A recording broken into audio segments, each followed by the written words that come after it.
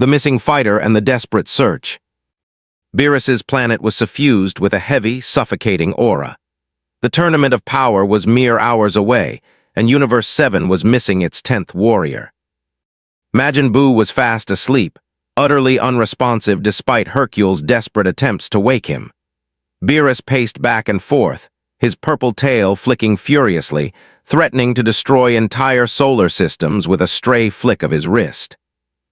"This is unacceptable," Beerus roared, his yellow eyes wide with genuine panic.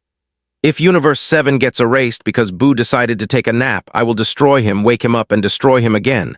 Wise, find someone, anyone."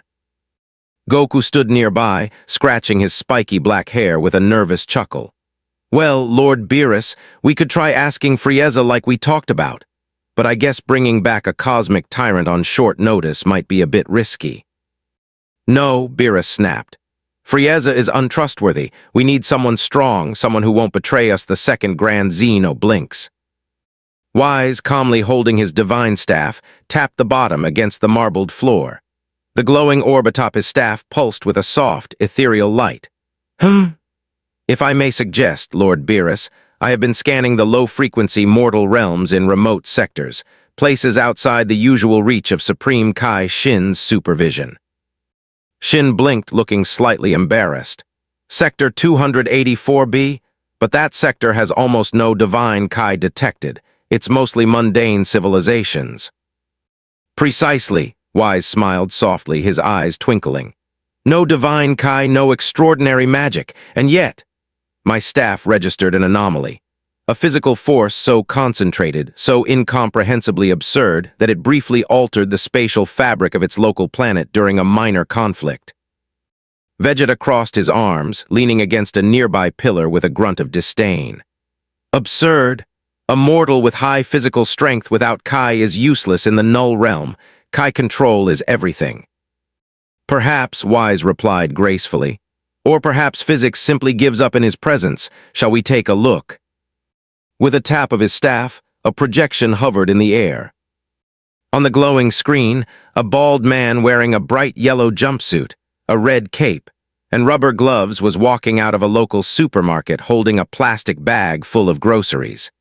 He looked utterly devoid of spirit, his oval face painted with an expression of pure boredom. Beerus stared at the image, his mouth twitching. Is this a joke? Wise, that is a bald human in a ridiculous costume. His Kai level is lower than a farmer's." "Look closer, Lord Beerus," Wise murmured. Suddenly, a giant, skyscraper-sized monster crashed through the city in the projection, roaring with enough energy to level mountains. The bald man sighed, set his grocery bag down carefully, turned around, and threw a single, effortless punch. Boom! The giant monster exploded into a shower of gore and shockwaves that shattered the cloud layer above the city. The bald man looked down at his gloved fist, his face slouching back into utter disappointment. "One punch again? Damn it," he muttered on the audio feed. Goku's eyes widened. "Whoa, did you see that? He didn't even use Kai, he just punched." Vegeta narrowed his eyes, studying the projection carefully. No Kai pre-charge, no aura, just raw speed and impact. But still, that monster was nothing compared to what we'll face. "We don't have time to debate," Beerus growled. "Wise, bring him here right now. If he's weak, I'll wring his neck myself." Saitama was currently standing in his small apartment in Z-City, boiling water for cheap ramen, when the entire room began to glow with a blinding white light. Before he could grab his chopsticks, the environment melted away. The cramped apartment vanished, replaced by a massive floating tree, a pristine green lawn, and two giant cat-like beings, a blue guy with a halo, and a group of bizarrely dressed martial artists staring at him. Saitama blinked. He looked down at his hands, then at his steaming pot of ramen, which was somehow sitting on the grass beside him. "Ah," Saitama said, his voice flat. "Did Geno's mess up the plumbing again?" "Welcome, mortal," Beerus shouted, stepping forward with his hand raised, glowing with purple destruction energy. "You stand in the presence of Lord Beerus, the god of destruction of Universe 7. You have been chosen to represent our universe in a fight for survival." Saitama took a slow sip of his tea from a mug he was holding. God of destruction, is this an alien invasion? Look, cat guy, I'm kind of busy. The supermarket sale on beef starts in 30 minutes, and if I miss it, Geno's is going to make that weird cabbage stew again. Vegeta's vein popped on his forehead. Cat guy, you insolent worm, do you have any idea who you're talking to? Goku walked up to Saitama, grinning widely. He stretched out his hand. Hey, I'm Goku, look, we're in a bit of a jam, there's a Gia. NT tournament happening where the losers get wiped out from existence by the Lord of Everything. We need 10 guys, and you look pretty strong. Saitama stared at Goku's wild hair, then at his orange gi, and finally at his hand. Wiped out from existence, Saitama repeated, rubbing his bald head. Sounds like a hassle. Can I just go home? I really don't want to miss the sale. Beerus flew up to Saitama's face, his face twisting into a terrifying mask of divine anger. Listen to me, you bald idiot. If our universe gets erased, there won't be any supermarkets left. No beef, no cabbage, no sales, everything vanishes. Saitama's eyes went sharp for a fraction of a second. The blank, oval expression disappeared, replaced by defined, sharp lines. No sales, ever again? Saitama asked, his voice dropping an octave. None, Beerus yelled. Saitama stood up straight, dusting off his red cape. All right, I'm in. But if we win, you guys are paying for my groceries for a year. Wise chuckled softly. A fair bargain, Caped Baldy, a very fair bargain. The 10 fighters of Universe 7 gathered in a circle. Goku, Vegeta, Gohan, Piccolo, Android 17, Android 18, Krillin, Tine Shinhan, Master Roshi, and Saitama. Krillin walked up to Saitama, looking him up and down. Hey man, cool suit, are you a superhero back on your Earth? Yeah, Saitama nodded, staring off into space. I'm a hero for fun, rank A right now. Rank A, Krillin tilted his head. Is that like a power level? No, it's just a ranking system. But anyway, what's the deal with your hair? Saitama asked, pointing at Krillin's shaved head. I shaved it for martial arts, Krillin said proudly. What about you? I did 100 push-ups, 100 sit-ups, 100 squats, and a 10 km run every single day, Saitama said deadpan. Then my hair fell out, and I became invincible. Krillin stared at him for 3 full seconds before breaking into a laugh. Ha ha, good one man, that's a classic joke. Saitama didn't laugh, he just stared at Krillin with dead eyes. It's not a joke. Gohan stepped over, trying to maintain order. Everyone listen, the rules of the Tournament of Power are strict. No killing allowed. If you knock an opponent off the arena edge into the void, they are eliminated. Weapons are forbidden. Flying is impossible in the null realm unless you have wings or innate physical lift. Saitama raised his hand. Question. Yes, Saitama, Gohan asked. What if I punch someone too hard, and they fly off the stage by accident? Vegeta scoffed loudly. Don't worry about that, fool. The fighters in this tournament are the absolute strongest in the entire multiverse. You won't be throwing anyone anywhere with your pathetic physical hits. Just stay behind me and try not to get blown away by the shockwaves. Saitama looked at Vegeta, then looked down at his yellow gloves. If you say so, vegetable guy. What did you call me? Vegeta screamed, his hair instantly flaring into Super Saiyan Blue, sending a violent blue aura blasting across the lawn. Saitama didn't even blink. His red cape flapped violently in the divine energy, but his expression remained entirely flat. Oh, nice hair paint. Wise stepped between them, holding out his staff. Save your energy, Prince Vegeta. Time is up. Supreme Kai Shin, prepare the transport. The world turned into a swirling vortex of white, pink, and purple light as Universe 7 was transported across dimensions. When the light cleared, they were standing on a giant, spinning top-like arena constructed from Kachai-Kachin, the hardest metal in the multiverse. Above them was a dark, infinite sky filled with swirling green and purple nebula clouds. In the high grandstand sat the Grand Priest, flanked by the 2 Xenos, the present and future lords of everything. Whoa, Goku gasped, looking around. This place is huge. Around them, teams from 7 other universes materialized in pillars of light. The atmosphere was immediately thick with suffocating pressure. Powerful Kai, magical energy, and raw divine presence crashed together like colliding oceans. Saitama took a deep breath, hands on his hips. Man, the air here tastes like dust. Is there any shade? Shut up and pay attention, Vegeta growled, standing in a fighting stance. Look over there. Saitama followed Vegeta's gaze. Across the arena stood the fighters of Universe 11, the Pride Troopers. Among them sat a towering, gray-skinned giant with massive black eyes and a red and black suit. He was sitting with his legs crossed, eyes closed, radiating an absolute, immovable presence. That's Jiren, Beerus's voice echoed from the spectator stands above. Watch out for him. Suddenly, Jiren opened his eyes. His gaze swept across the arena, passing over Goku, passing over Vegeta, and briefly stopping on Saitama. For a microsecond, Jiren's eyes twitched. Saitama, meanwhile, was scratching his ear with his pinky finger, looking at a giant alien warrior Fro. Universe 3, who looked like a walking mech suit. Ooh, a robot, Saitama muttered to himself. Genos would like this place. The Grand Priest stepped forward, his voice echoing across the endless void of the Null Realm, reverberating in the hearts of every warrior present. Fighters of the multiverse, Grand Priest announced, raising his hand.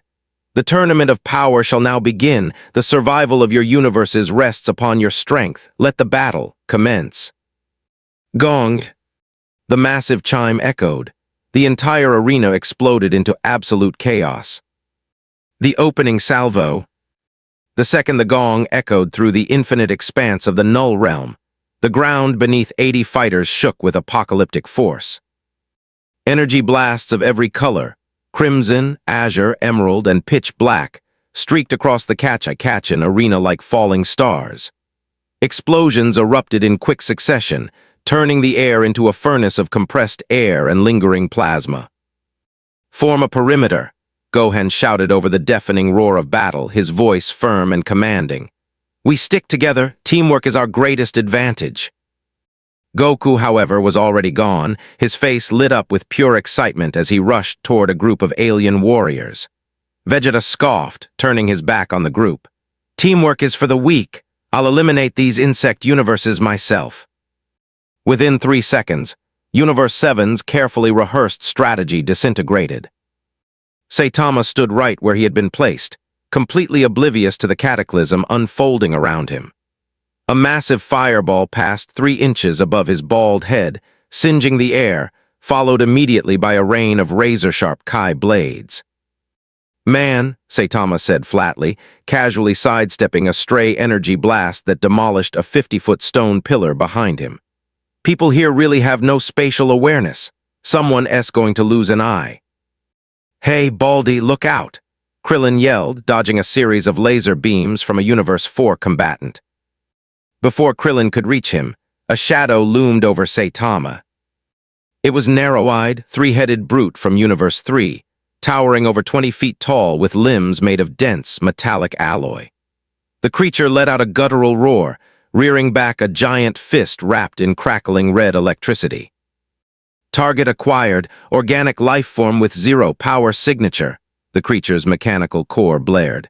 Elimination protocol engaged.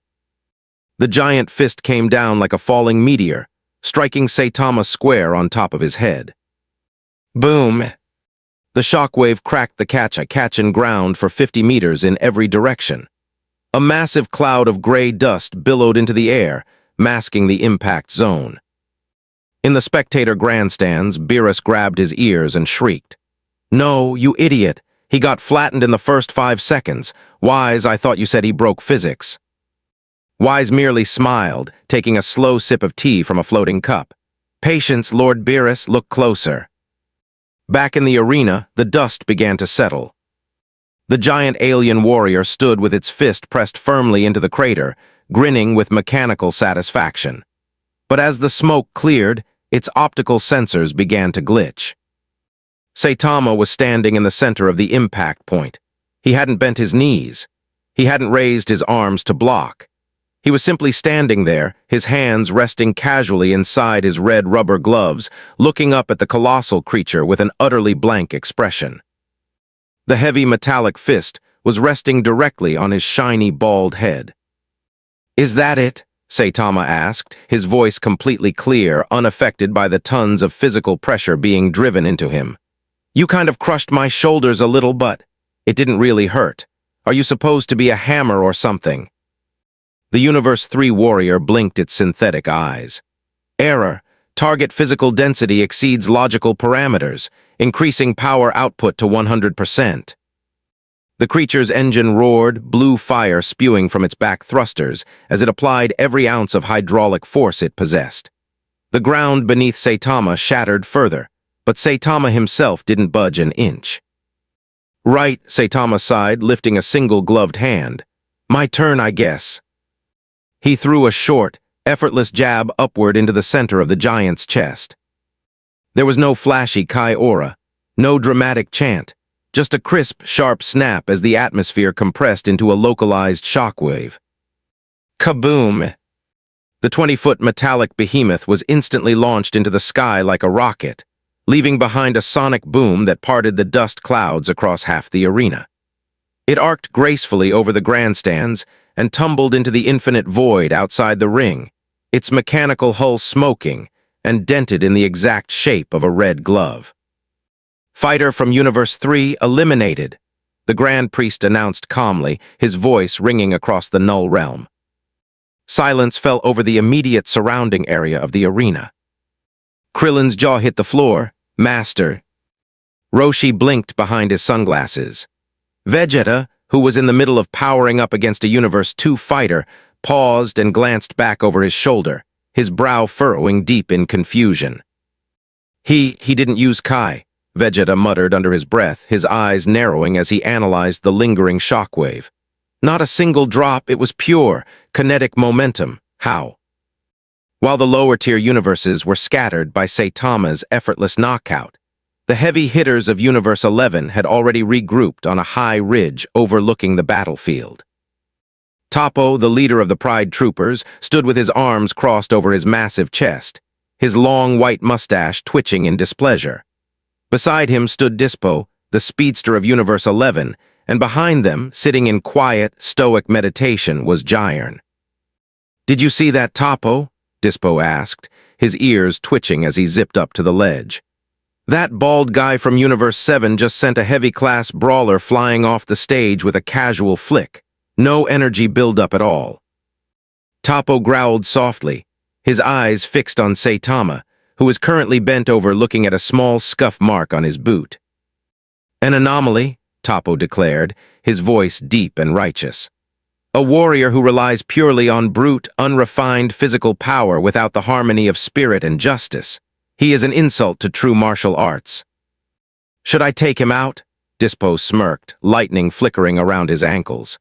"He looks slow. I can drag him to the edge before his brain even registers my movement." "No," a deep, rumbling voice spoke from behind them. Jiren hadn't opened his eyes, but his presence seemed to grow heavier with every breath.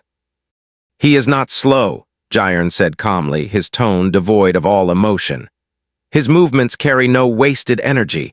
Do not underestimate him, Dispo." Dispo's smirk faded slightly, but he cracked his knuckles anyway. "Fine, but if he gets in my way, I'm not holding back." Toppo stepped forward, his red suit gleaming under the strange, multi-dimensional light of the Null Realm. "Pride Troopers, move out, spread justice across this arena, and eliminate Universe 7 standard bearers." "Justice!" 5 Pride Troopers roared in unison, leaping from the cliff and descending onto the battlefield like red and black meteors. Saitama was currently walking through a graveyard of broken Kachai-Kachin pillars, muttering to himself. "Man, this place is boring. Everyone is shouting their attack names like they're in an anime. Gallic Gun, Kamehameha. Why can't people just fight without talking so much?" "Halt, evildoer!" A thunderous voice boomed from above. Saitama stopped and looked up. Landing in front of him in a synchronized, theatrical pose were 3 Pride Troopers, Kasserl, Zware, and the massive leader himself, Toppo. "We are the guardians of peace, the champions of Universe 11, Toppo shouted, thrusting his gigantic hands toward the sky. You, bald warrior of Universe 7, display a dark and chaotic power. In the name of justice, you shall be removed from this ring." Saitama blinked, tilting his head. Are you guys a Sentai team, like the Power Rangers?" Toppo's mustache twitched violently. "We are the Pride Troopers." Right, Saitama said, waving his hand dismissively. "Look, big guy, I'm just here so I don't get erased and miss the grocery sale. Can we skip the speech? If you want to fight, just come at me." "Insolent fool," Kasserl snapped, forming two glowing energy blades from his wrists. "Zuare, combine attacks, disable him." Zuare began spinning at hyperspeed, transforming into a lethal hurricane-like tornado of compressed air and Kai. "Justice Tornado!" he yelled, vacuuming up debris as he surged toward Saitama.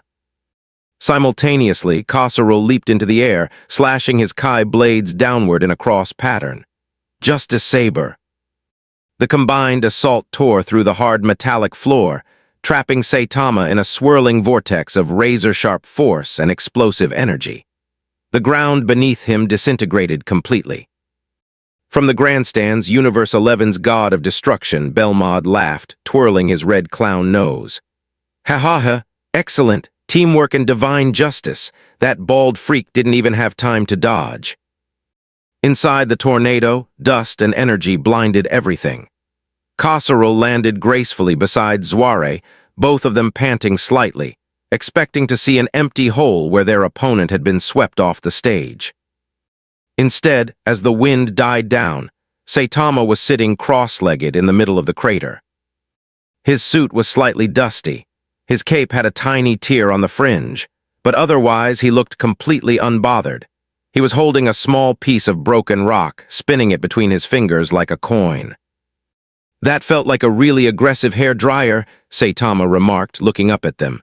"Is that all?" Toppo's eyes widened in genuine shock. Kasserl took a step back, his energy blades flickering out of existence. "Then, no way," Zuare stammered. "My Justice Tornado can shred reinforced starship armor." He just sat there. Saitama stood up, dusting off his knees. "My turn to try a pose." He stepped forward, taking a stance that looked entirely amateurish, feet flat, hands held loosely at his waist. "What is that stance?" Toppo gritted his teeth, his massive fists glowing with crimson aura. "He leaves every opening exposed. He has no guard." "I don't need a guard," Saitama said simply. In a fraction of a microsecond, so fast that even the high-speed optical sensors of Universe 3's gods failed to track it, Saitama closed the gap between himself and Toppo. He didn't use teleportation. He didn't use Kai. He simply pushed off the ground with his bare legs, accelerating past the speed of sound instantly. Toppo barely had time to gasp before Saitama's face was 2 inches away from his chest. "Normal punch," Saitama said softly. Thwack! A localized shockwave exploded out of Toppo's back, blasting a straight tunnel through 3 giant rock formations behind him. The massive leader of the Pride Troopers, a man who possessed energy capable of threatening gods of destruction, was lifted off his feet and sent skidding backward across half the arena, his boots carving deep trenches into the catch in metal before he finally brought himself to a halt at the very edge of the ring. Toppo fell to his knees, clutching his stomach, gasping for air as red smoke hissed off his chest armor. "Toppo!" Kasserl screamed in horror.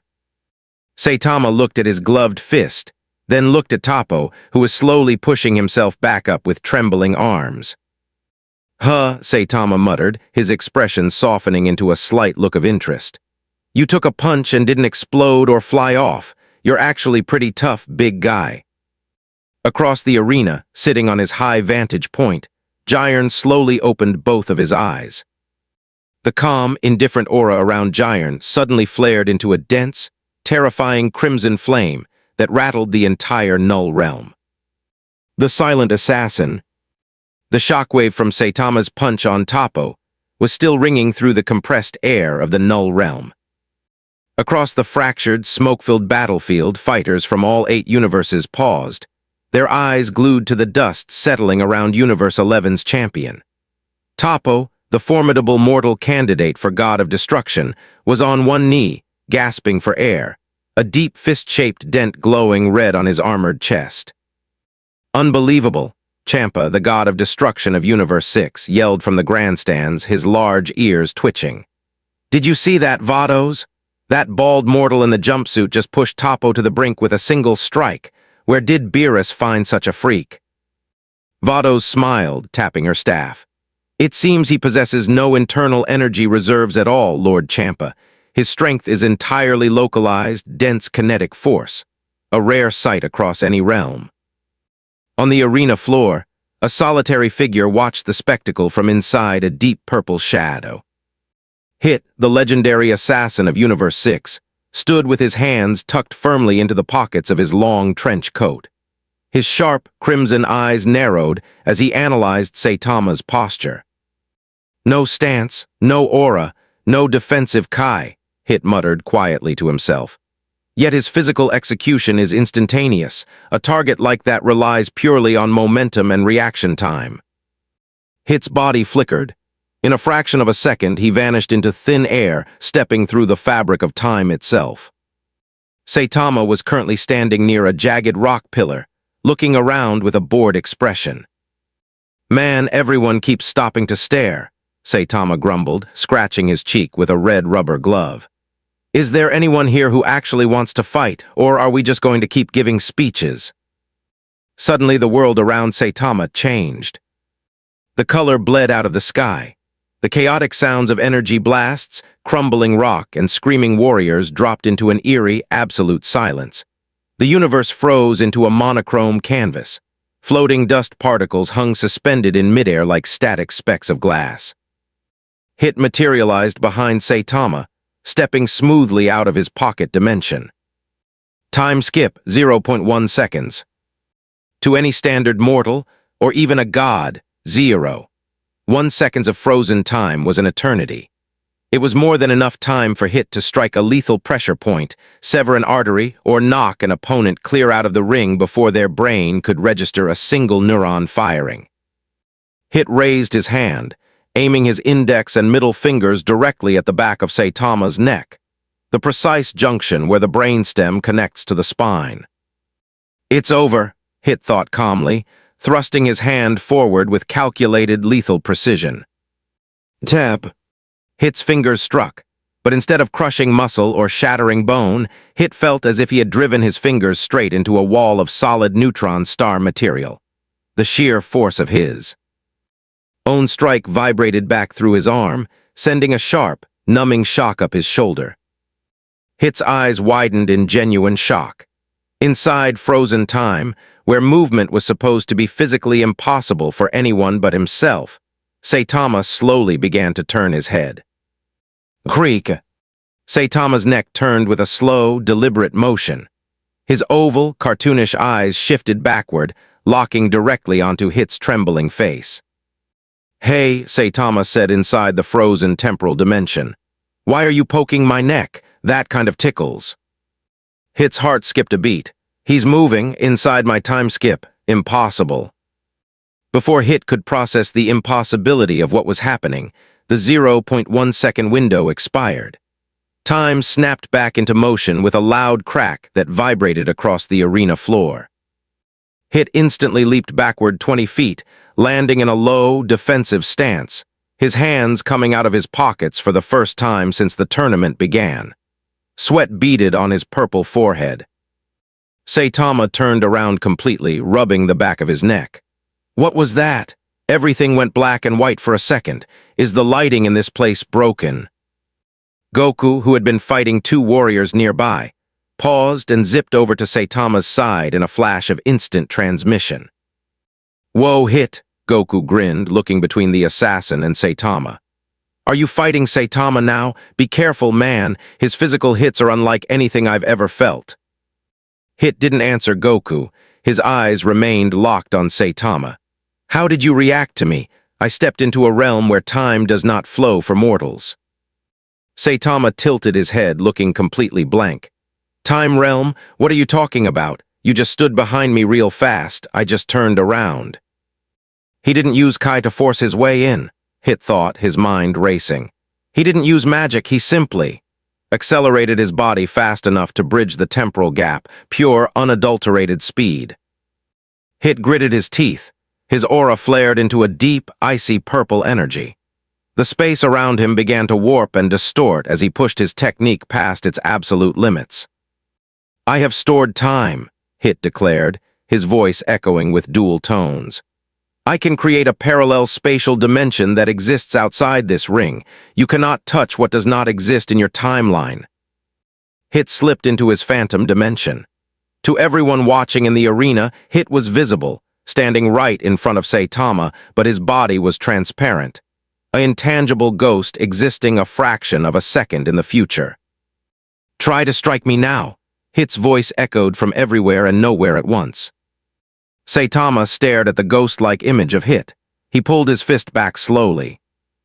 "I don't really get all this sci-fi talk," Saitama said softly, "but if you're standing right there." Saitama threw a straightforward, basic punch into the empty air, right in front of Hit's transparent chest. Boom! The punch didn't just push the air, it crushed the local space-time continuum. The raw kinetic displacement created a localized vacuum so absolute that it ruptured Hit's pocket dimension like a needle popping a balloon. The phantom layer shattered like glass, forcing Hit out of his temporal refuge and dragging him back into reality right in front of Saitama's fist. Thwack! Saitama's glove caught Hit square in the midsection. Hit's eyes nearly bulged out of his head as the air was entirely blasted out of his lungs. The impact wave traveled through his body, tearing through the Kachai-Kachin stone behind him for hundreds of yards. Hit skidded backward across the broken arena floor, his boots sparking against the metal, until he collapsed onto one knee, clutching his stomach and gasping violently for air. The Universe 6 bench was dead silent. Ciampa's jaw was wide open, his eyes popping out of his skull. He broke Hit's time skip with a regular punch. "Incredible," Vados murmured, her eyes wide with rare fascination. "He didn't bypass the time gap with divine power like Goku did. He literally forced physical matter through a temporal barrier by sheer displacement. He is an absolute anomaly." On the arena floor, Hit slowly pushed himself up, breathing heavily. He looked at Saitama, who was dusting off his gloves once again, looking entirely unbothered. "You," Hit panted, a small smirk forming on the corner of his lips despite the crushing pain in his abdomen. "You're not a martial artist, you're just a monster." Saitama scratched his head. "Hey, that's kind of rude. I'm just a guy who works out a lot. Anyway, you're pretty fast. If you use that time trick to deliver groceries, you'd never miss a sale." Hit blinked, staring at Saitama in utter disbelief for a moment before letting out a quiet, raspy chuckle. "Groceries, I see." Hit stood straight, putting his hands back into his pockets, though his body was still trembling from the impact. "I admit defeat in pure physical combat, but this tournament is far fr. Over, Caped Warrior." Hit vanished into the shadow of a nearby rock formation to recover, leaving Saitama standing alone in the middle of the crater. Saitama sighed, looking up at the high grandstands where the Grand Priest and the two Xenos were watching. In the royal box, the present Xeno was bouncing up and down in his seat, clapping his small hands together with extreme delight. "Did you see that? Did you see that?" Present Xeno cheered. "He went WOOSH and then bam." "Yes, so fast, so strong," Future Xeno agreed, mimicking a punch. "The bald guy is super fun." Grand Priest looked down at Saitama, a mysterious, calculating smile appearing on his serene face. "Fascinating," Grand Priest whispered under his breath. "A mortal who has broken the liminal boundaries set by the gods themselves. The shifting tides of the null realm." The shockwaves from Saitama's fight with Hit had barely settled, but the arena was already transforming into a graveyard of shattered Kachai-Kachin stone. Across the multi-dimensional stage, the remaining universes were crumbling under the relentless pressure of the high-tier fighters. Dispo was zipping through Universe 2's lines like a crimson streak of light, while Vegeta and Goku were turning large swathes of the ring into molten glass with traded Kai blasts. Yet, despite the chaotic spectacle unfolding in every direction, a strange, heavy tension was beginning to center around one specific area of the battlefield. Saitama stood near the center of a newly formed crater, yawning broadly. He stretched his arms high above his bald head, his red cape trailing in the dust. "Man," Saitama muttered, cracking his neck. "This place has no snacks, no water, and everyone keeps jumping out from behind rocks to yell at me. How long is this timer anyway?" "You're standing in the middle of a battle that decides the fate of trillions of lives, mortal." Saitama turned his head slightly. Standing on a towering spire of dark stone 20 feet away was Toppo. The massive leader of the Pride Troopers was pained, clutching his left side where Saitama's previous punch had landed, but his eyes burned with an unrelenting, fanatic fire. "Your strength is unnatural," Toppo bellowed, his massive, red-gloved fists trembling with dense, dark red energy. "You wield power without purpose, without conviction, without justice." Saitama blinked his oval eyes. "Look, mustache guy, I already told you, I do this as a hero for fun. It's a hobby. Why are you getting so emotional?" "A hobby?" Toppo's voice boomed across the entire expanse of the Null Realm, causing several mid-tier fighters nearby to pause in terror. "You mock the sacred duty of a warrior. You mock the balance of the multiverse. I will not allow a frivolous, bald fool to threaten Universe 11. Toppo raised both hands into the sky. The red energy around him suddenly deepened, shifting into a dark, suffocating purple aura that made the very air crackle with atomic disintegration. "God of Destruction Energy," Beerus gasped from the spectator box, leaning over the railing, his pupils shrinking to tiny slits. "Toppo! He's casting aside his mortal pride to tap into destruction." Before Toppo could release his devastating transformation, a quiet, absolute voice cut through the roaring purple aura like a diamond blade. "Toppo, stand down." The dark purple energy vanished instantly. Toppo froze mid-pose, his breath hitching in his throat. He turned his head slowly toward the highest peak of the arena. Jiren was standing up. For the entire duration of the tournament, the strongest mortal in Universe 11 had remained motionless, seated in deep meditation, ignoring the chaos, the explosions, and the erasure of lesser universes. To Jiren, no warrior present had possessed a presence worthy of his movement. Until now. Jiren stepped off the high ledge. He didn't jump. He didn't fly.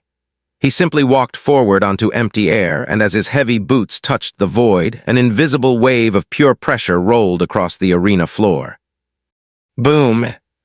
The sheer weight of Jiren's power forced dozens of fighters across the ring onto their knees.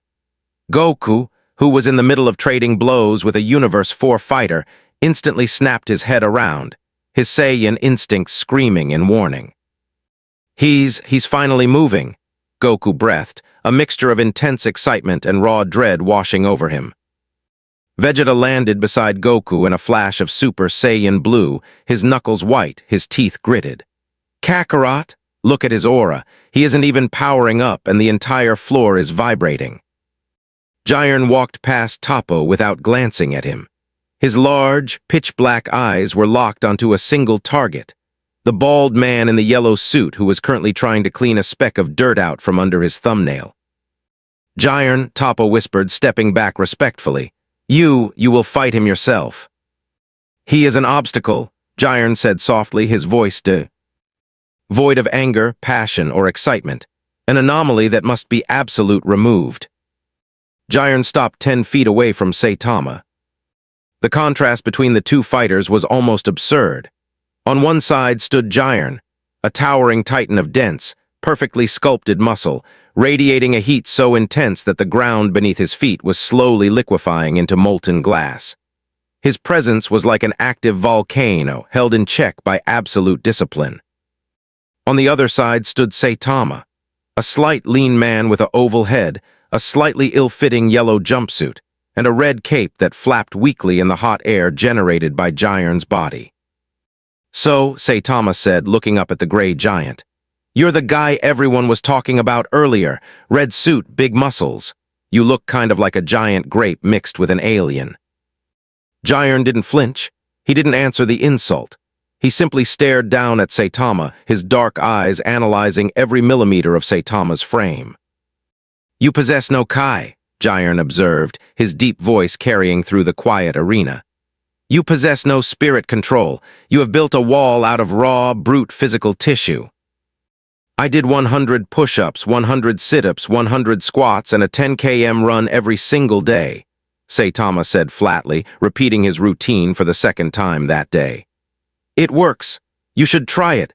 Might help with the baldness, though I guess you don't have hair anyway. Jiren closed his eyes for a brief second, taking a single measured breath.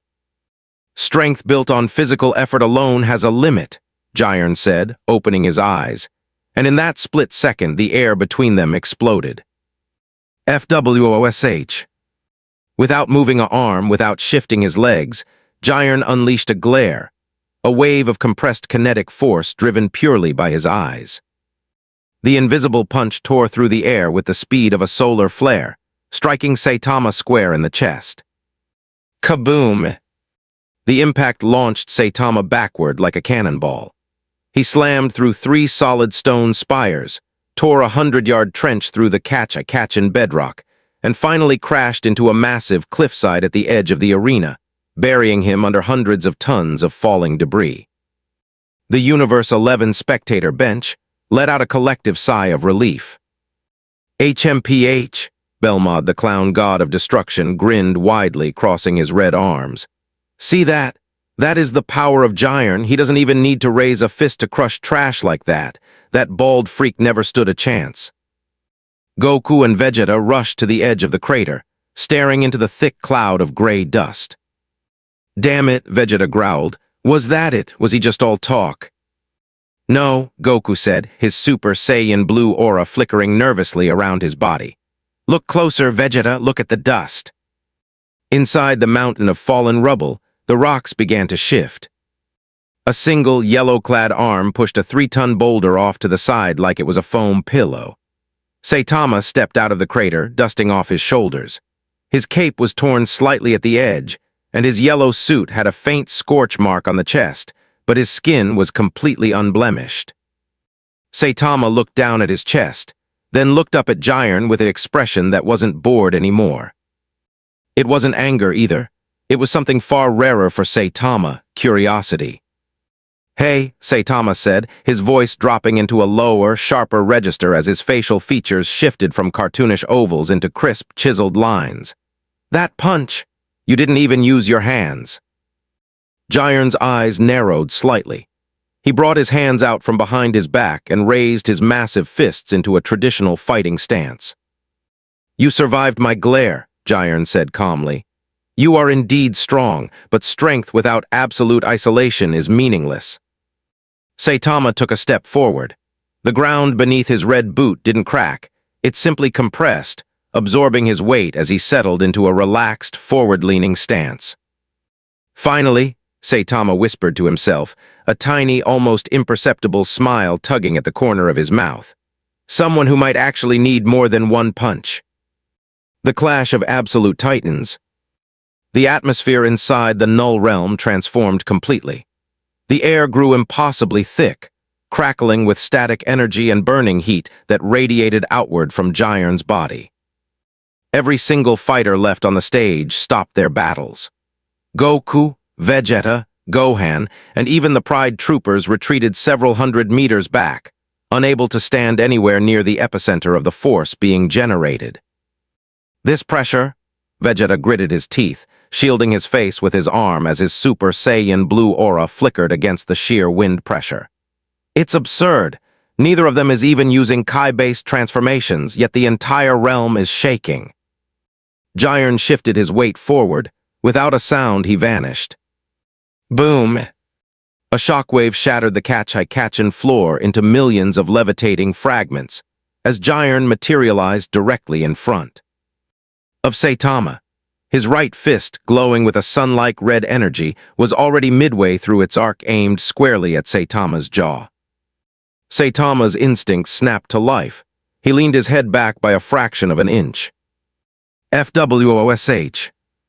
Jiren's fist grazed the tip of Saitama's nose, the atmospheric displacement behind the punch tearing a straight, 10-mile trench through the arena rock behind him, sending a jet of flame straight into the cosmic void above.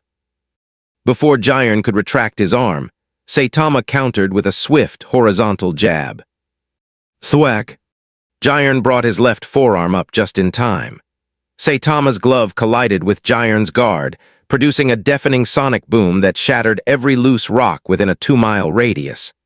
Jiren's boots slid backward 50 yards, carving deep, smoking grooves into the indestructible metal floor. Jiren looked down at his forearm. His dark uniform was scorched, and his arm was trembling slightly from the sheer, raw impact force. "You blocked it," Saitama said, stepping out of the dust cloud. His eyes were no longer dull, they were sharp, locked on Jiren with an intense, laser-focused clarity. "Not bad, red guy. Usually people fly away when I do that." Jiren stared back, his expression darkening. "Your power is limitless, yet completely unrefined. You swing like an amateur who was gifted the force of a universe." "Amateur or not," Saitama replied, pulling his right arm back into his side, "it works." "Here am me, Saitama," Jiren roared, his voice booming with a terrifying divinity that echoed across the grandstands. Jiren's reddish-orange aura flared up, turning into a towering pillar of white-hot plasma that reached into the upper clouds of the null realm. The heat was so intense that the Kachin stone beneath his feet turned into liquid lava. "Strength is absolute," Jiren bellowed, stepping through his own scorching aura. "Trust is a weakness, relationships are a delusion, power alone is the ultimate truth." Jiren rushed forward, unleashing a barrage of thousands of high-speed punches in a fraction of a second. Power wall. A solid wall of red, fist-shaped energy blasts rained down on Saitama. The entire section of the arena exploded into a chain of blinding, apocalyptic detonations. The shockwaves rocked the spectator stands, forcing Beerus, Champa, and even the Supreme Kais to hold onto their seats to avoid being blown away. "Saitama," Goku shouted, shielding his eyes. "Can he take that head-on?" Inside the center of the nuclear inferno, Saitama wasn't dodging. He wasn't retreating. He was walking straight through the stream of fiery punches, his red cape shredded to ribbons, his yellow suit tearing at the shoulders, but his body moving forward like an unstoppable force of nature. Every punch Jiren threw hit Saitama's chest, arms, and shoulders, ringing out like iron striking an anvil. Yet Saitama kept taking steps forward. Step, step, step. Saitama stopped 2 feet away from Jiren, right in the middle of the blinding barrage. "You talk a lot about being alone and being strong," Saitama said quietly over the roar of the explosions. "You sound just like a guy I met back home. Some monster who thought being super strong meant he had to lose his humanity." Jiren's eyes widened in rage. "What do you know of my pain?" Jiren pulled back his fist with every ounce of power he possessed, concentrating his entire lifespan's worth of training, pain, and isolation into a single point of blinding crimson light. He threw his ultimate punch straight at Saitama's face. Saitama pulled his own right fist back, his posture locked into absolute perfection, every muscle in his back and shoulders tightening like steel cables.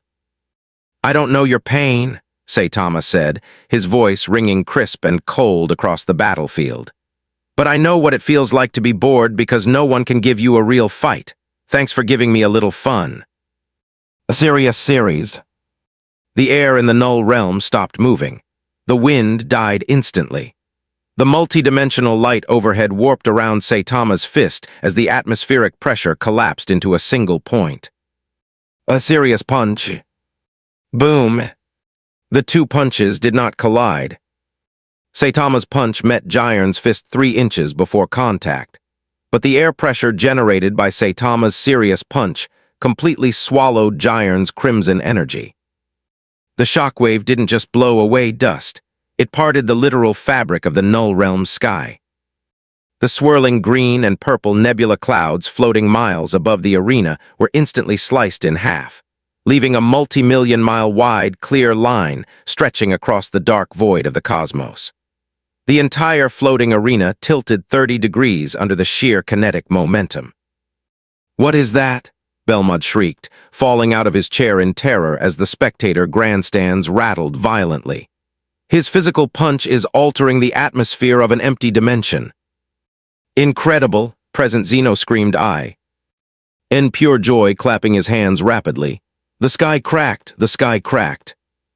"So cool, so strong," Future Zeno echoed, jumping on his throne. On the arena floor, the dust cleared instantly, blasted away by the vacuum created by the punch. Jiren was standing 20 yards back. His red and black Pride Trooper uniform was completely torn to shreds, revealing his massive, muscular torso covered in deep bruises and smoking red marks. His chest was heaving violently as he gasped for air, his knees trembling under his weight. He looked up with bloodshot eyes. Saitama was standing in front of him, his gloves smoking, his yellow jumpsuit torn, and his cape reduced to a small rag hanging from his shoulder collar. He had a small scratch on his cheek, but he was standing perfectly upright. "You," Jiren rasped, clutching his trembling arm, his voice shaking with a mixture of shock and utter disbelief. "You didn't even use energy." "Yeah," Saitama sighed, looking at his bare, torn glove. "Just muscle. You're definitely the strongest guy I've ever fought, Jiren. You actually made me use a serious punch." Jiren's eyes flared one last time with stubborn pride. He tried to raise his fist to strike again, but his body completely gave out. With a heavy thud, Universe 11's absolute titan collapsed forward, falling face first onto the shattered floor, unconscious. Silence fell across the entire Null Realm. The Grand Priest stood high above, his hands resting behind his back, looking down at Saitama with a profound, unblinking stare. "Jiren of Universe 11 is incapacitated," the Grand Priest announced, his voice carrying an eerie, divine weight. "He has been knocked out of combat." Dispo and Topo, barely able to move from their own injuries, stared at their fallen leader in absolute horror. "Jiren, lost," Topo whispered, his voice cracking. "The absolute champion of justice, defeated by a mortal with no Kai." Beerus stood up in the Universe 7 box, letting out a loud, chaotic laugh that echoed across the stands. "H-H-H, did you see that, CHAMPA? That's Universe 7 for you. We have the unstoppable Caped Baldy." Goku walked up to Saitama, staring at him with pure, unadulterated awe. "Saitama, that punch! I don't think even Ultra Instinct could have blocked that straight on." Saitama looked over at Goku, his features instantly melting back into his standard, oval-faced, cartoonish expression. "Ah," Saitama said, scratching his bald head. "My suit is totally ruined. Genos is going to be so mad. This was custom-made, you know." Goku blinked, breaking into a loud laugh. "Haha, you're really something else, man." Suddenly, the Grand Priest floated down from the grandstands, landing gracefully 10 feet away from Saitama and Goku. His presence was calm, but the sheer divine pressure emanating from him made Goku immediately drop into a defensive posture. Saitama, however, just looked at the Blue Angel with a tilt of his head. "Hey, are you the organizer? Is the tournament over now?" The Grand Priest smiled serenely, his glowing white aura pulsing softly. "Not quite, warrior of Universe 7, the Grand Priest said softly. "The tournament clock still has 5 minutes remaining, and Grand Zeno wishes to see one final demonstration before we grant the Super Dragon Ball's wish." Grand Priest turned his gaze toward Goku, then toward Saitama. "A battle between the mortal who broke through mortal limits with divine instinct, and the mortal who broke all limits through sheer physical existence. Goku versus Saitama." The Grand Priest's decree. The Null Realm was bathed in an eerie, absolute silence. The remaining fighters from all universes stood frozen amidst the floating ruins of the Kachai-Kachin arena. The giant clock high above registered barely 3 minutes remaining, but the outcome of the Tournament of Power was no longer in question. Universe 11's absolute titan, Jiren, lay unconscious, being tended to by a devastated Topo at the edge of the ring. Technically, Universe 7 had already secured total numerical dominance. But in the grandstands, the two Grand Xenos were practically vibrating with childish delight. More, more, more, Present Xeno cheered, kicking his tiny feet. The bald punch was so cool, but the spiky hair guy goes WOSH too. Yes, I want to see them fight each other, Future Xeno agreed, waving his hands wildly. Goku versus the bald man, Battle of Universe 7. The Grand Priest floated serenely between Goku and Saitama, his hands tucked neatly behind his back. Son Goku, the Grand Priest spoke, his gentle voice carrying an immutable divine weight. Caped Baldy, Lord Xeno desires an exhibition before the formal conclusion of this event. Since you are both from Universe 7, the universe's survival is no longer at stake. Show us the absolute zenith of mortal potential. Beerus leaned over the spectator railing, sweating profusely. Goku, Saitama, don't embarrass me in FR. Aunt of Zeno-sama, fight like your lives depend on it. Vegeta crossed his arms, his eyes narrowed as he stared at the two men standing in the center of the ring. Kakarot, he muttered under his breath. Can your instinct match a man whose very existence defies physical law? Goku looked over at Saitama, a bright, eager grin spreading across his bruised face. He wiped a smudge of blood from his lip with the back of his hand. Man, Saitama, Goku chuckled, his eyes sparkling with pure Saiyan thrill. I haven't felt this kind of pressure since I fought Beerus for the first time. You really don't use any Kai at all, do you? Saitama looked down at his ruined yellow jumpsuit. The sleeves were completely gone, his red cape was reduced to a frayed collar, and his red gloves were shredded at the knuckles. Yeah, no Kai, Saitama said, adjusting his stance with a tired sigh. Just push-ups, running, and eating 3 meals a day. Mind if we make this quick? I'm starving, and I think I felt my apartment keys fall out of my pocket earlier. Goku closed his eyes. Quick, huh? I don't think either of us can afford to go easy. Goku took a deep, measured breath. The chaotic energy around him suddenly died down. Slowly, a shimmering silver aura erupted from Goku's body, not with an explosive roar, but with a tranquil, heatless light that radiated profound serenity. His black spiky hair shifted, glowing with a brilliant, metallic silver sheen. His pupils turned into piercing silver irises. Mastered Ultra Instinct. The ambient heat of the entire dimension spiked, then chilled to an absolute zero in a fraction of a second. Goku's body moved without thought, every cell reacting autonomously to the surrounding universe. Whoa, Saitama murmured, blinking his oval eyes as the intense silver light washed over his face.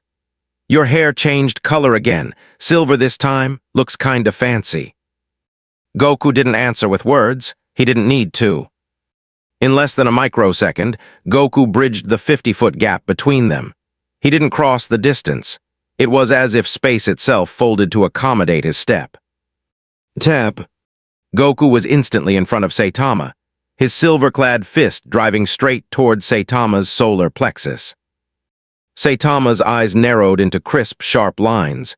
His reflexes, trained to an absolute infinity, triggered instantly. He brought his right hand up to block. Boom!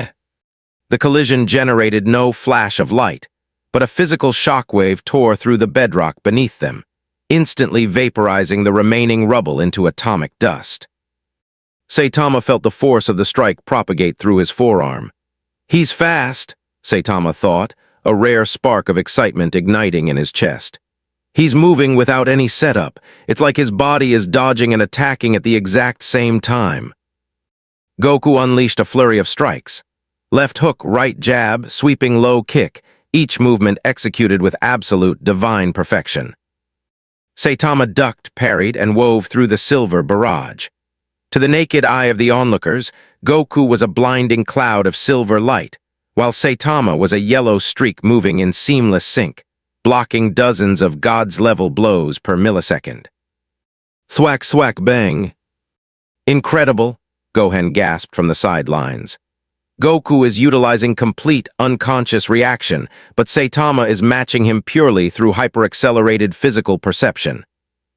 Goku flipped backward, landing lightly on the edge of a shattered spire. He opened his hands, gathering silver and blue energy into a concentrated sphere between his palms. KMHMEHA, Goku chanted, his voice echoing with a dual-layered, divine resonance. The raw energy condensed until it was small, blinding, and hot enough to burn through reality itself. Saitama didn't brace for impact. He simply took a step forward, leaning his weight into his left leg, his bare, muscle-bound right arm pulled back to his waist.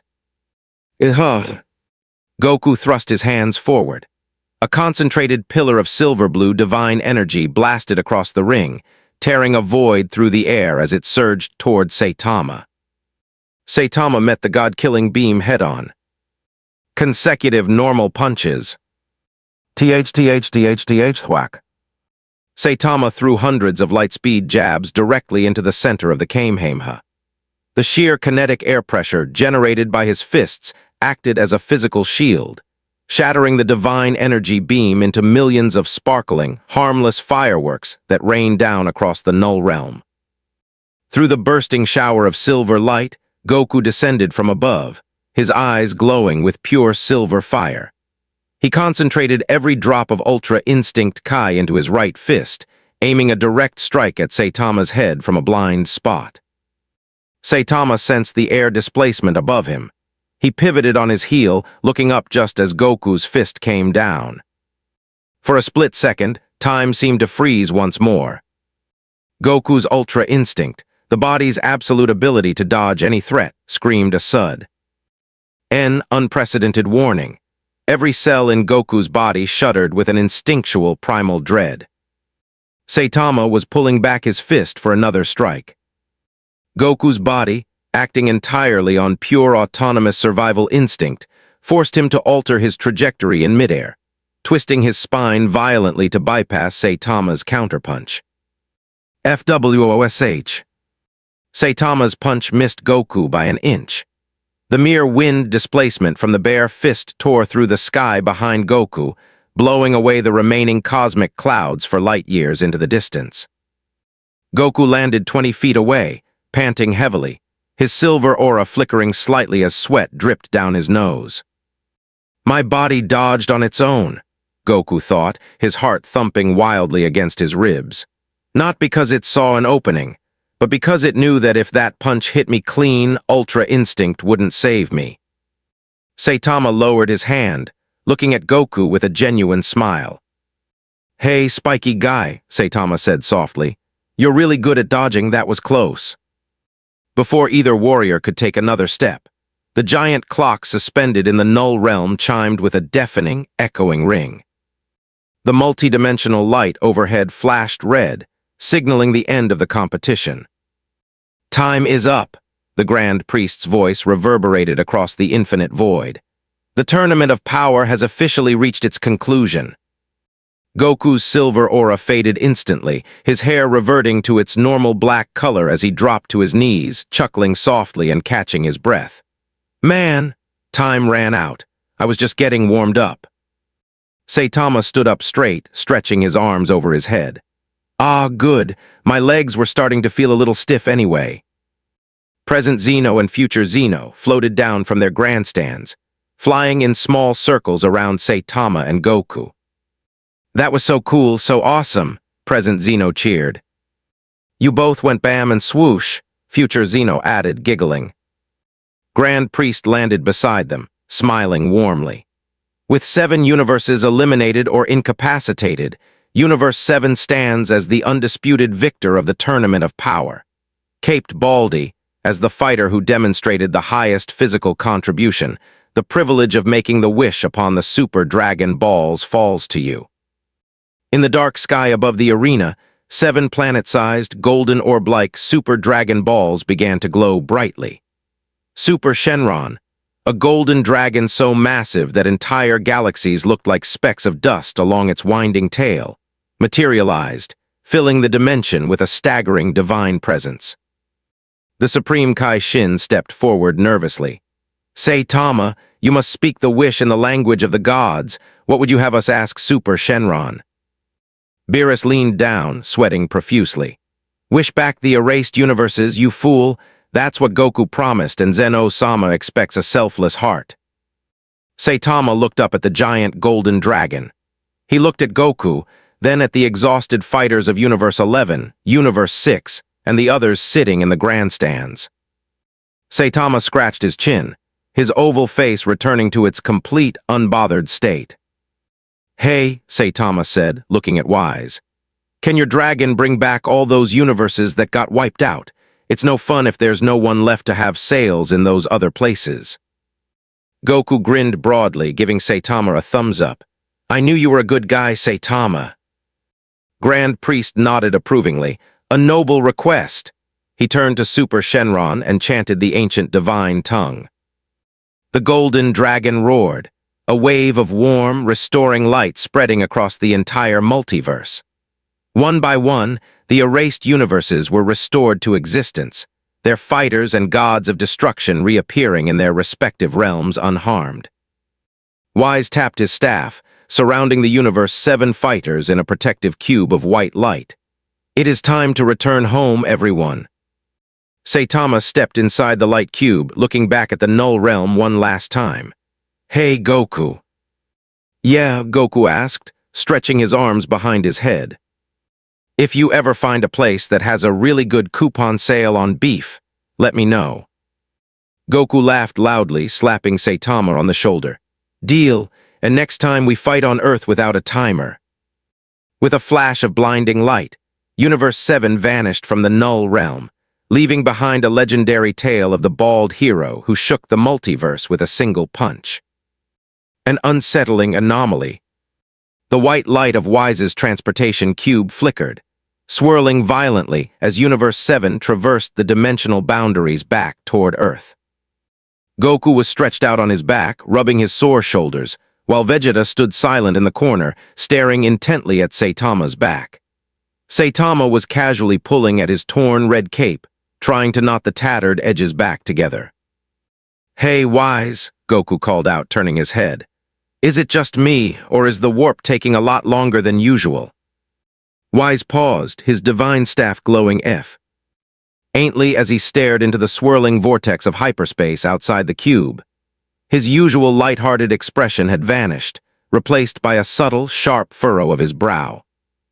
"Odd," Wise murmured, tapping the base of his staff against the floor of the light barrier. "The dimensional coordinates back to Universe 7 are fluctuating. Something, or someone, is generating a tremendous gravitational wake across the interdimensional corridors." "What do you mean, someone?" Beerus snapped, his purple ears flattening against his head as he glitched slightly in the unstable dimensional turbulence. "The tournament of power is over. The Grand Priest dismissed us. Who could possibly be messing with hyperspace right now?" Before Wise could answer, a massive tear ripped open directly in front of their transport path. The rift blazed with a crackling, cosmic purple and black energy that didn't belong to Dragon Ball's realm of Kai or divine magic. It radiated a cold, oppressive, and utterly alien aura. "Look out!" Gohan shouted as the transport cube violently jerked to a complete halt. Out of the dimensional rift stepped a lone figure.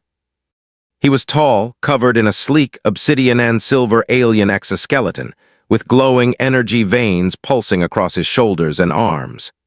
In his hand, he held a jagged black blade that burned with dark spatial fire. "Target identified," a cold, metallic voice resonated directly inside the minds of everyone present. "Entity, Saitama, designated anomaly of Sector 284B. Saitama stopped tying his cape and looked up, his face entirely blank. "Huh, another alien? Man, do you guys have a union or something? Why does everyone keep tracking me down?" Beerus stepped forward, his purple aura instantly flaring with divine destruction energy that rattled the walls of the transportation corridor. "Insolent worm," Beerus growled, his golden eyes narrowing. "You dare obstruct a god of destruction in transit? Speak your name before I erase every atom of your existence." The intruder didn't even turn his head toward Beerus. He slowly raised his left hand, opening his palm. A swirling singularity opened in his hand, absorbing the ambient Kai radiating from Beerus like water down a drain. God of Destruction power level. Negated, the interloper announced flatly. My designation is Omega Zero, Executioner of the Outer Null. I am here to execute the anomaly that breached the cosmic limiter without divine authorization. Goku's eyes widened as he felt Beerus's energy flicker. He just absorbed Lord Beerus's Hakai energy without even flinching. Vegeta immediately dropped into a low fighting stance, his hair flashing into Super Saiyan Blue. Kakarot, don't let your guard down. This bastard didn't come from any of the 12 universes. Correct, mortal, Omega Zero said, his glowing visor fixing entirely upon Saitama. Your multiversal tournament was a foolish exercise in mortal pride, but Omega Zero pointed his dark blade directly at Saitama's nose, is a virus. A mortal who broke his natural limits without godhood destabilizes the fabric of all realities. He must be pruned. Saitama blinked. He reached up, scratched the side of his nose with his torn glove, and sighed loudly. Look, visor guy, Saitama said, his voice completely unbothered. I don't know what outer null or pruning means, but I've had a really long day. I missed my morning walk, I missed the grocery sale, and my suit is destroyed. If you're going to fight me, just do it so I can go home. In a fraction of a millisecond, Omega Zero vanished from sight.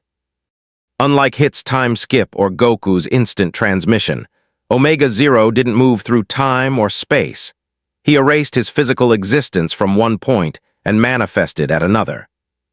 He appeared directly above Saitama, bringing his dark blade down in a clean, vertical arc designed to cleave reality itself in two.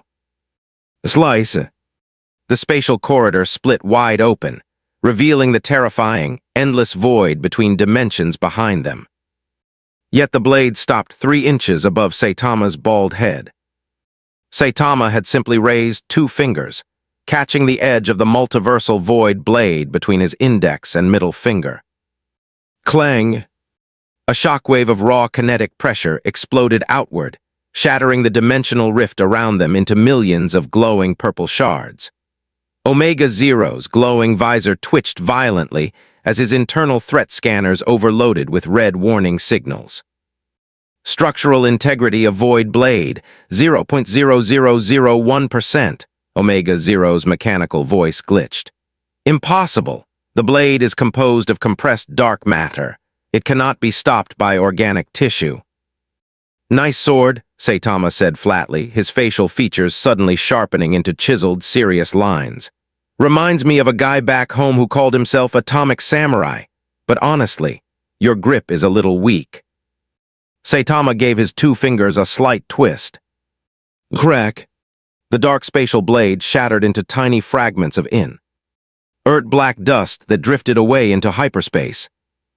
Omega Zero stumbled backward, his energy core pulsing frantically as he tried to open an escape portal. Calculations incorrect. Threat level beyond multiversal parameters. Retreat protocol. You're not escaping after breaking our ride home, Saitama said quietly. Saitama didn't pull back for a full punch. He simply stepped forward, bringing his palm up in a swift, open-handed thrust. Serious palm strike. Boom! The localized atmospheric shockwave didn't just hit Omega Zero. It utterly erased the dimensional rift he had created, clearing the hyperspace pathway all the way back to Universe 7's Earth. Omega Zero's armored body dissolved into pure kinetic light before Shockwave blew him out of the dimensional corridor entirely. The violent shaking of hyperspace stopped instantly. The dark void vanished, replaced once again by the familiar, calm white light of Wise's transport speed. Wise let out a soft, impressed whistle, tapping his staff. My. It seems Sector 284B really does breed the most fascinating individuals. That was an executioner from the outer realms beyond Grand Zeno's jurisdiction. Beerus wiped a bead of cold sweat from his forehead, attempting to regain his regal composure. HMPH, I could have erased him easily if my Kai hadn't fluctuated. Vegeta stared at Saitama's bare back in quiet disbelief. He destroyed a dark matter dimension blade with 2 fingers. A few seconds later, the light faded completely. The group materialized on the lush green lawn outside the Capsule Corporation building on Earth. Bulma, Goten, Trunks, and the rest of their friends were waiting, cheering as they saw Universe 7's team return safely. "Goku, Vegeta, you're back!" Bulma called out, running toward them. Saitama stepped off the grass, looking around at the city skyline in the distance. He checked his wrist, realizing he didn't have a watch on. "Hey Goku," Saitama asked, turning around. "What day is it back here on Earth?" Goku scratched his head, thinking for a moment. I think it's Saturday afternoon." Saitama's face instantly dropped into utter horror-stricken panic. His eyes bulged out, and his jaw practically hit the floor. "Saturday, the evening special sale at the Z-City supermarket ends in 10 minutes. Before Goku, Vegeta, or Beerus could utter another word, Saitama pushed off the ground with a force that left a 3-foot crater in Bulma's pristine lawn, soaring into the sky at Mach 50, leaving behind a sonic boom that rattled the Capsule Corp windows. Goku watched the yellow streak vanish over the horizon, bursting into a warm, genuine laugh. "Man," Goku smiled, putting his hands on his hips. "Multiverse or not, I really hope he gets his beef." The bargain sale of Z-City. The atmospheric entry of Caped Baldy over Sector 284B sounded like a localized artillery barrage. Saitama descended from the upper stratosphere at Mach 80, his shredded red cape trailing behind him like a dying comet. He landed in the parking lot of the Z-City supermarket with a heavy thud, instantly dropping into a low slide to absorb his momentum before pulling up directly in front of the automatic glass doors. He checked his pocket. His coupon flyer, miraculously intact despite being subjected to Jiren's high-temperature Kai and the Grand Priest's dimensional realm, was clutched tightly in his gloved fist. The digital clock above the entrance read, 06:58 p.m. 2 minutes, Saitama panted, wiping a streak of cosmic dust from his forehead. "I made it." He burst through the sliding doors, grabbing a plastic shopping basket in one smooth motion. He navigated the aisles with the razor-sharp precision of a martial artist, sweeping 3 packs of premium A5 domestic beef, a bundle of fresh scallions, and 2 tubs of white miso into his basket before skidding to a halt at Register 3. The teenage cashier stared at Saitama's condition. His yellow suit was scorched black at the shoulders, his gloves were ripped to threads, and his cape looked like it had been chewed on by a cosmic leviathan. Rough day, sir?" the cashier asked hesitantly, scanning the beef. "You have no idea," Saitama sighed, pulling out his crumpled wallet. "Got dragged into some multiversal tournament, lost my cape, almost got erased from existence." The cashier blinked, typing in the discount code. "Right. Well, that'll be 1,420 yen. Do you have your store rewards card?" Saitama froze. His hand hovered over his empty pocket. The rewards card, along with his apartment keys, had fallen into the infinite abyss of the Null Realm during his clash with Jiren. I lost it," Saitama whispered, his face turning entirely pale. "Can I still get the 20% discount without the card?" "Sorry, sir," the cashier smiled politely. "System requires the barcode." Saitama slumped over the counter, his soul visibly exiting his mouth. "I fought the strongest mortal in T. 12 universes, just to pay full price for beef. Allow me to cover the remaining balance." A deep, smooth voice echoed from behind Saitama. A tall man stepped up to the counter. He wore an immaculate, custom-tailored dark blue suit, polished leather shoes, and a white halo hovering precisely 2 inches above his neatly styled silver-blue hair. It was Wise. Beside him stood Beerus, who was wearing an oversized trench coat and a fedora in a terrible attempt to blend in with human society. Wise handed the cashier a crisp, glowing golden coin that didn't look like any currency on Earth. The cashier's eyes widened, instantly bagging the groceries without asking further questions. Saitama grabbed his grocery bag, looking at Wise with suspicion. "Hey, how did you track me here?" "Divine navigation is a trivial matter, Caped Baldy," Wise smiled, tapping his staff on the tiled floor. Besides, Lord Beerus felt we owed you a proper token of appreciation for preventing the annihilation of Universe 7. Beerus crossed his arms, pulling his fedora down over his yellow eyes. HMPH, don't get the wrong idea, mortal. I just didn't want the Grand Priest thinking I treat my top fighters poorly. Here. Beerus tossed a heavy metal key onto the counter. Saitama picked it up. What's this? The key to a high-end luxury penthouse in Satan City, Wise explained softly. Fully stocked with prime cuts of meat, imported produce, and a lifetime subscription to every local supermarket discount program in the region. Saitama's oval eyes widened into perfect circles. His jaw slowly dropped. El lifetime discount program. Consider it your retainer fee, Beerus grunted, looking away. If another multiversal threat shows up, you're on the front lines again.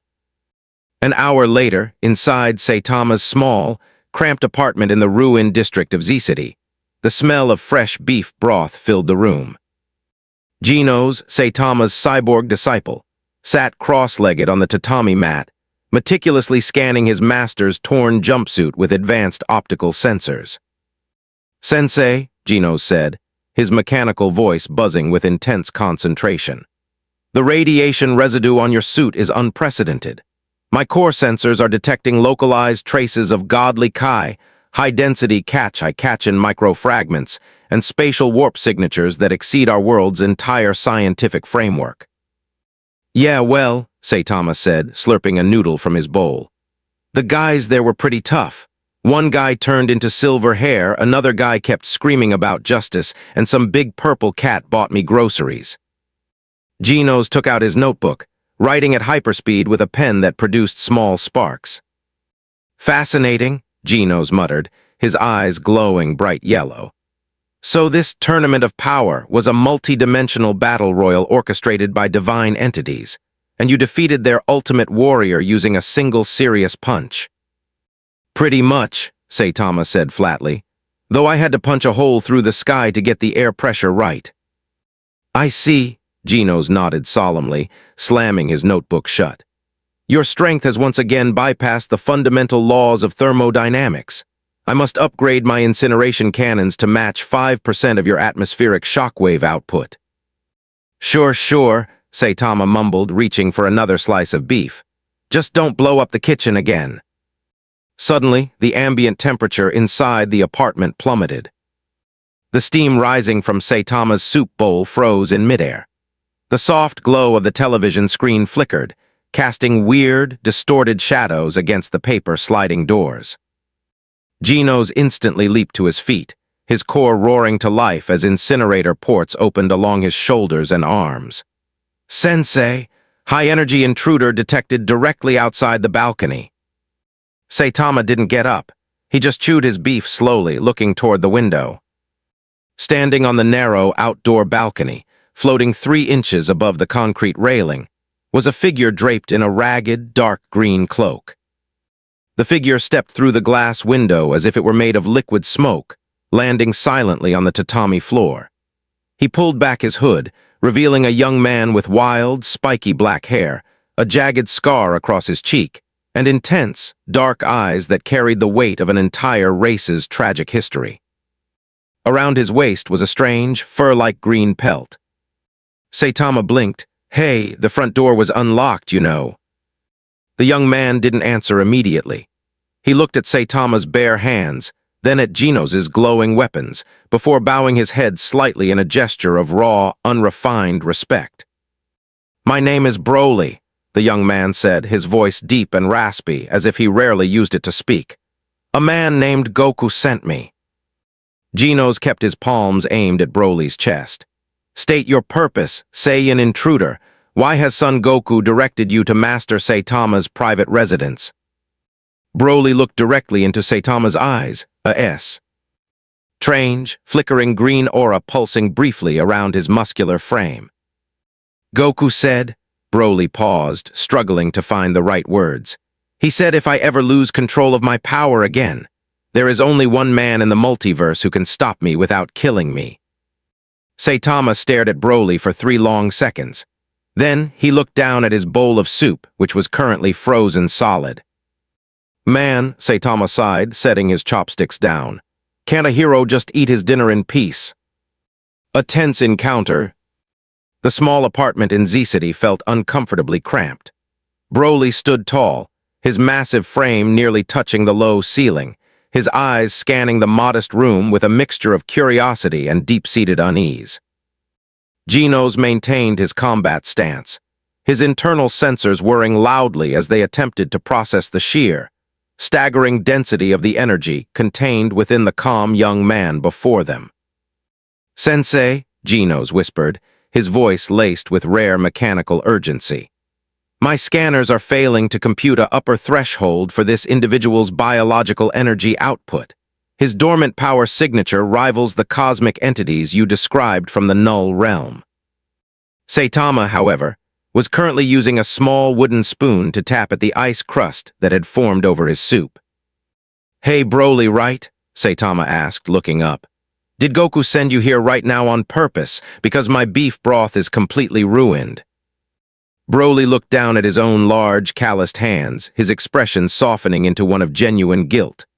I am sorry. When I travel through space, my aura cold leaks. I cannot control it well." Saitama sighed, blowing on his soup to thaw it out with a tiny breath of warm air.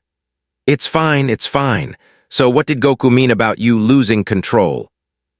Broly sat down on the floor, crossing his massive legs awkwardly. He looked down at the green fur pelt wrapped around his waist, touching it gently. "When I fight," Broly explained softly, his voice trembling slightly, "a darkness takes over my mind. I stop hearing voices. I stop seeing faces. All I see is green light, and all I feel is the urge to destroy everything around me. Goku said you fought a man named Jiren and stopped him without destroying his heart. He thought, maybe you could teach me how to hold back." Saitama scratched his bald head, looking utterly bewildered. "Teach you? Man, I'm the worst teacher ever. Just ask Genos. All I told him was to do push-ups and squats, and he spent 3 weeks writing a 500-page report about it." "It was a masterclass in foundational conditioning, Sensei," Genos stated proudly, adjusting his glasses. "See," Saitama pointed at Genos, "he's hopeless." Before their conversation could continue, the air pressure over Z-City plummeted once again. The sky outside the apartment balcony turned a deep, bruised shade of indigo.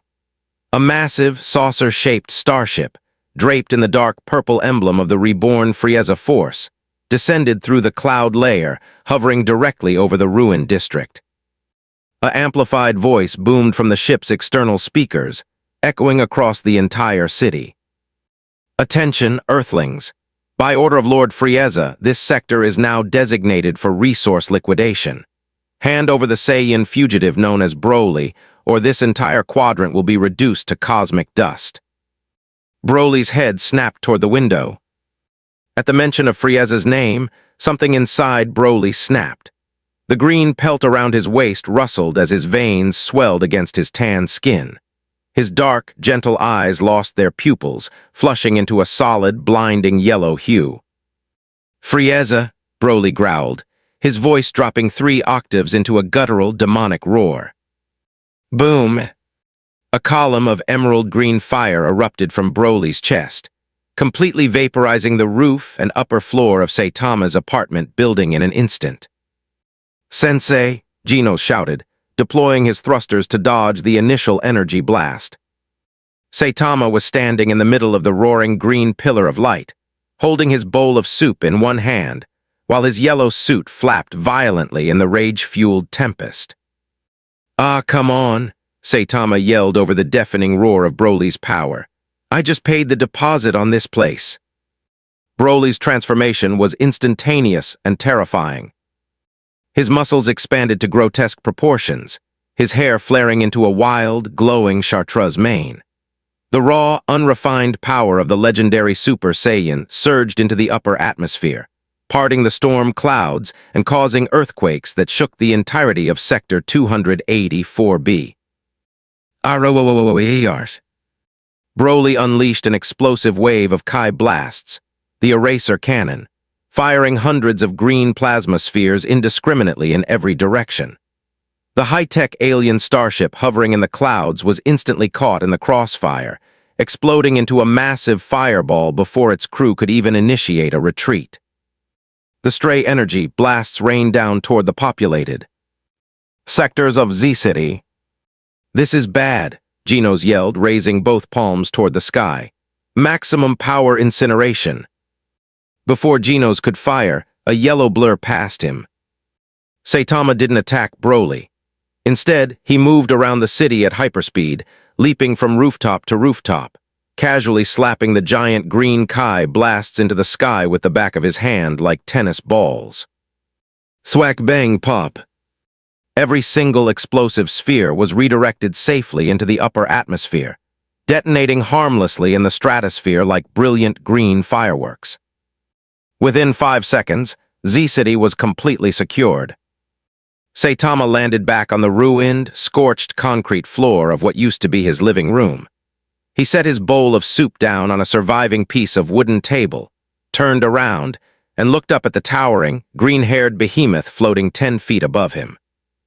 Broly's face was twisted in absolute, mindless agony, saliva dripping from his teeth, as he radiated enough thermal energy to melt steel. "Broly," Saitama called out, his voice surprisingly calm. "Listen to me. Frieza isn't here. That was just a recording on a ship." Broly didn't hear him. He raised a massive fist wrapped in a sun-like ball of green destruction and charged straight down at Saitama like a falling asteroid. "Die!" Broly roared. Saitama stood his ground. He didn't raise a guard. He didn't pull back a serious punch. Kaboom! Broly's colossal fist struck Saitama directly in the center of his chest. The kinetic impact was so violent that the bedrock 5 miles beneath Z-City cracked, but Saitama himself didn't move an inch. The yellow suit on his chest tore away completely, revealing his smooth, unblemished skin beneath. Broly's yellow eyes twitched in confusion. He threw another punch, then another. A rapid-fire assault of planet-crushing strikes rained down on Saitama's face, shoulders, and chest. Thwack bang boom. Saitama took every single hit without flinching. With every blow Broly landed, the shockwave blew away the surrounding smoke, but Saitama's expression remained flat, almost sympathetic. "Is this what you meant?" Saitama asked quietly, looking directly into Broly's wild, pupil-less eyes between punches. "It hurts, doesn't it? Having so much power inside you that you can't even think straight." Broly froze mid-strike, his trembling fist hovering inches from Saitama's nose. Saitama slowly reached up with his bare hand and placed his palm gently against Broly's massive, muscle-bound chest, right over his racing heart. "You don't want to break things," Saitama said softly. "You just want it to stop." Saitama didn't throw a punch. He simply exerted a subtle, controlled burst of raw physical compression through his palm. A gentle, tap-like shockwave designed to disrupt Broly's internal Kai circulation without causing physical harm. Pulse! The green aura surrounding Broly suddenly flickered. The blinding Chartreuse hair slowly faded back to a soft, natural black. The swollen muscles shrunk down to his normal frame, and his eyes regained their dark, gentle pupils. Broly gasped for air, collapsing forward onto his knees. Saitama caught him by the shoulder, supporting his weight before he hit the ground. Broly looked up at Saitama, tears welling at the corners of his eyes as he panted heavily. I didn't destroy the city." Saitama looked around at his ruined apartment roof, then down at Z-City, which was completely intact thanks to his quick aerial parries. "Nope," Saitama smiled faintly, giving Broly a small pat on the back. "City is fine, though. You owe me a new roof." Genos landed beside them, lowering his weapons, his optical sensors flickering in complete awe. "Sensei," Genos whispered, "you subdued a high-tier Saiyan Berserker transformation, using 0 offensive damage." "It's all about control, Genos," Saitama said, picking up his cold bowl of soup once more. "Now, who's going to help me find a contractor?" Rebuilding and lessons. The morning sun rose over Z-City, casting a warm, golden light across the skyline. On the top floor of Saitama's apartment building, the sound of hammering and sawing echoed into the clear morning air. Broly, now dressed in an oversized plain gray t-shirt and sweatpants provided by Genos, was single-handedly lifting a 3-ton steel support beam into place with one hand, while carefully setting roof tiles with the other. "Careful with the angle, Broly," Saitama said, sitting on a nearby wooden crate while holding a cup of green tea. "If it leaks when it rains, Genos is going to write another 10-page complaint about structural integrity." Broly set the beam down with delicate precision, wiping sweat from his forehead with a gentle smile. "I understand, Saitama. I am getting better at controlling my force. I only bent 2 nails today." "Progress," Saitama nodded approvingly. "See, controlling your power isn't about holding back because you're scared, it's just about knowing how much weight a nail can take before it bends." Genos stepped up to the roof, carrying a tablet displaying holographic schematics. "Sensei," Genos reported, his voice crisp and focused, "I have analyzed the energy dampening technique you applied to Broly yesterday. By applying a precise physical counter-vibration to his chest, you interrupted his Kai flow at the subatomic level.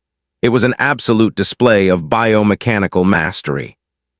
Saitama took a slow sip of his tea, his oval face completely blank. Yeah, let's go with that. I just tapped his chest, but whatever." A soft, musical chime echoed through the air, as a pillar of pristine white light materialized on the open rooftop. When the light dissolved, Wise was standing there holding his divine staff, alongside Goku, who was wearing his standard orange fighting gi with a broad, energetic grin across his face. "Hey, Saitama, Broly," Goku called out, waving cheerfully. "Looks like you guys got busy fixing the place." Broly wiped his hands on his towel and bowed respectfully. "Goku, Lord Wise." My, Wise smiled, observing the perfectly aligned steel support beam. "It seems Broly's temperament has stabilized remarkably. Lord Beerus was concerned that Earth might be accidentally collateralized during his stay." "I told you he'd be fine," Goku laughed, walking over to Saitama and slumping down on a nearby crate. "So, Saitama, I came here to give you something." Goku reached into his gi pocket and pulled out a small, metallic capsule marked with the Capsule Corp logo. He tossed it to Saitama, who caught it casually between his fingers. "What's this?" Saitama asked, turning the small cylinder over. "A bomb." "No way," Goku grinned. "Bulma made it. Inside is a custom spatial communicator. If there's ever another big tournament or if someone really strong shows up in one of the other universes, I can call you directly.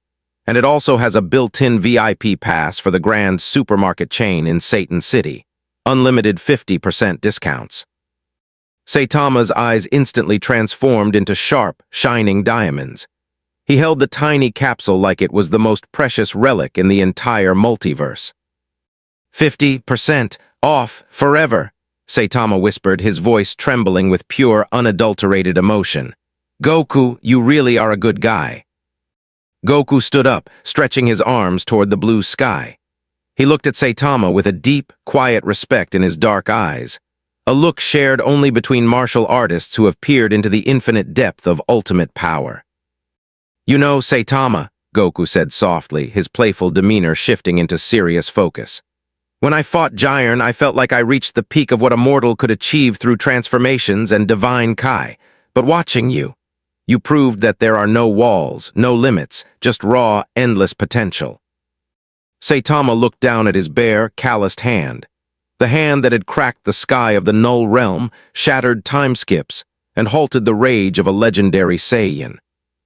"Limits are funny things," Saitama said, his voice quiet, almost reflective. "When you're trying to break them, it feels like the hardest thing in the world, but once they're gone, you realize they were never really there in the first place." Goku chuckled warmly. "I'm gonna keep training, Saitama. Ultra Instinct is just the beginning for me. Next time we spar, I'm gonna give you a fight that makes you use more than one serious punch." "I'll hold you to that, spiky guy," Saitama smiled, a small, genuine spark of anticipation flickering in his heart. "Just make sure it's not on a Saturday." Wise tapped his staff against the wooden roof tiles, the white light surrounding him and Goku once more. Until we meet again, Caped Baldy, Wise said warmly. Keep Universe 7 interesting. Bye, guys. Bye, Broly. Goku shouted as the pillar of light shot up into the sky, vanishing into the upper atmosphere toward Lord Beerus's planet. Saitama stood on the edge of his newly repaired roof, his red cape, now perfectly mended by Genos, snapping dramatically in the morning breeze. He looked out over Z-City, feeling the cool air against his shiny, bald head. Below, the sirens of Z-City began to wail. The local Hero Association emergency broadcast blared through the street speakers. Emergency warning, dragon-level threat detected in Sector 3. A massive, giant subterranean monster has emerged. All heroes in the vicinity, please respond immediately. Genos' eyes lit up yellow as his thrusters primed with orange fire.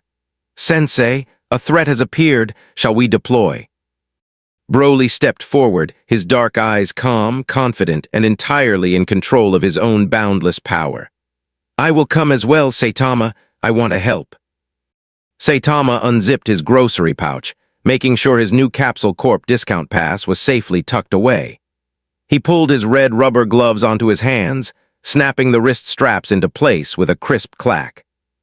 His L cartoonish face melted away one last time, replaced by sharp, heroic, and completely unstoppable lines.